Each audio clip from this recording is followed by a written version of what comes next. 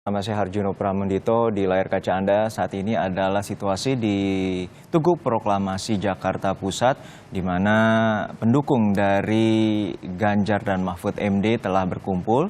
Dan ini merupakan salah satu titik konsentrasi utama yang pada nantinya pasangan dari Baca Pres Cawapres Ganjar dan Mahfud akan menuju ke kantor KPU Pusat di Jalan Imam Bonjol, Menteng, Jakarta. Ini merupakan situasi di mana informasinya akan ada sambutan dan juga pidato pembukaan dari Ganjar Mahfud sebelum nanti akan ada iring-iringan menuju kantor KPU Pusat. Sebelumnya tadi pukul 10 hingga pukul 11 kurang, pasangan dari Anies Muhaimin telah mendaftarkan diri ke KPU untuk sejumlah persyaratan juga dinyatakan telah lengkap dan tadi proses berjalan lancar. Dan hingga saat ini diagendakan sebenarnya pukul 11, namun demikian tampaknya ada keterlambatan ataupun penundaan waktu yang akhirnya nanti juga pendaftaran terhadap pasangan Ganjar dan Mahfud akan dilaksanakan sedikit lebih siang dari jadwal yang telah ditentukan sebelumnya, yakni pukul 11 waktu Indonesia Barat. Saat ini kami telah terhubung dengan pengamat politik dari Parameter Politik Indonesia, Mas Adi Prayitno. Selamat siang Mas Adi, sama Juno di Kompas TV. Mas Adi, Anda telah menyaksikan bagaimana ini massa juga telah berkumpul di Tugu Proklamasi dan pasangan Ganjar dan Mahfud telah diumumkan sebelumnya. Bagaimana Anda menilai bahwa PDIP, koalisi dari PDIP akhirnya menentukan bahwa pasangan Ganjar Pranowo adalah Mahfud MD? Ya, saya kira tentu pemilihan Mahfud MD sebagai pendamping Ganjar ini melalui proses yang cukup panjang, melalui pertimbangan-pertimbangan yang cukup matang, terutama sudah dikomunikasikan antar ketua umum partai ya. Karena sejak awal nama-nama yang punya nama besar untuk bisa berdampingan dengan Ganjar itu bermunculan. Ada Sandi, kemudian juga sempat muncul nama Erick Thohir, Andika Perkasa, ada Hovifah, dan seterusnya dan seterusnya. Tapi in the end of the day-nya yang kemudian mengerucut pada satu nama, yaitu Profesor Dr. Mahfud MD dipilih. Tentu pertimbangannya cukup rasional dan matang. Mungkin karena Profesor Mahfud MD itu diyakini akan memberikan begitu banyak insentif politik elektoral khususnya untuk menambah kekuatan politik di barisan pendukung Pak Ganjar Pranowo. Jadi itu yang sebenarnya bisa dilihat secara umum satu. Yang kedua, tentu sangat menarik karena memang bicara tentang Mahfud MD itu adalah bicara sosok yang saya kira bukan hanya punya popularitas, bukan hanya cukup digandrungi dan disukai oleh publik. Bicara tentang Mahfud adalah sosok yang memiliki kapasitas, kompetensi, dan bahkan integritas dalam bidang penegakan dan supervisi hukum. Jadi di tengah hingar-bingar terkait dengan hasil Mahkamah Konstitusi beberapa waktu yang lalu, seakan-akan sosok Mahfud MD itu sangat relevan ya dimunculkan sebagai figur yang selama ini memang dianggap sebagai pendekar demokrasi, pendekar hukum yang memang selalu lurus ya dalam menegakkan peraturan-peraturan, terutama ketika beliau menjadi ketua Mahkamah Konstitusi beberapa tahun silam ya.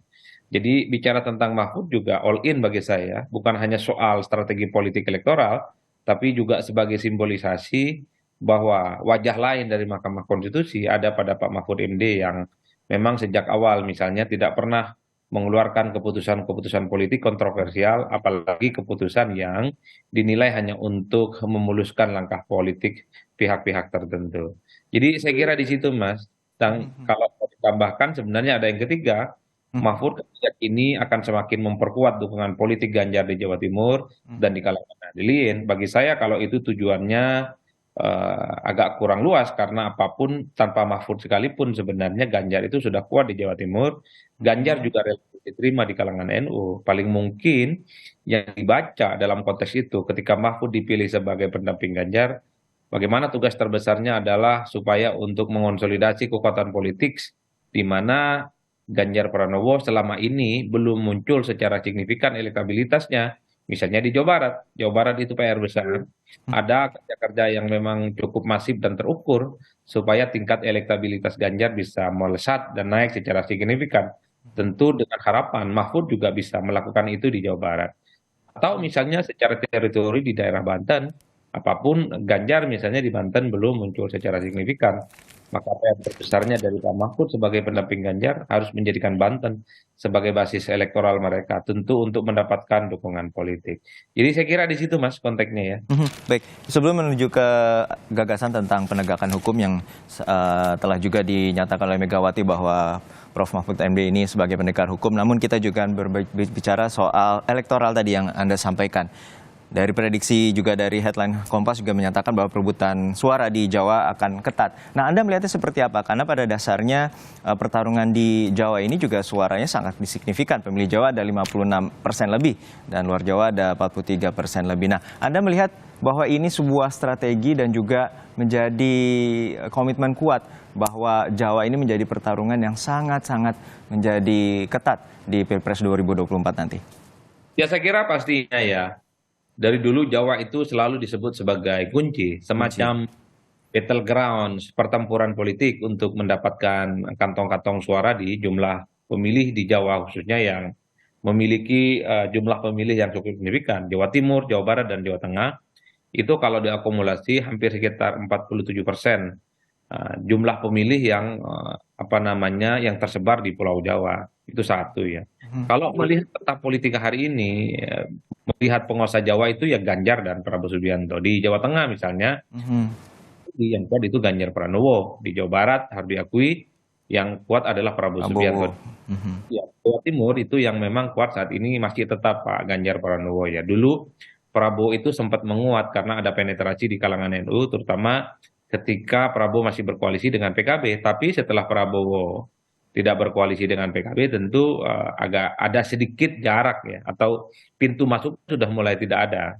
Oleh karena itu, terlepas dari apapun peta politik elektoral hari ini, yang jelas memang Jawa akan digempur. Terkait dengan Mahfud MD yang dipilih, selain hal-hal yang sudah saya sebutkan tadi, saya menduga Mahfud itu dipilih sebenarnya untuk menambah kekuatan politik di apa namanya basis-basis non Jawa ya di luar Pulau Jawa.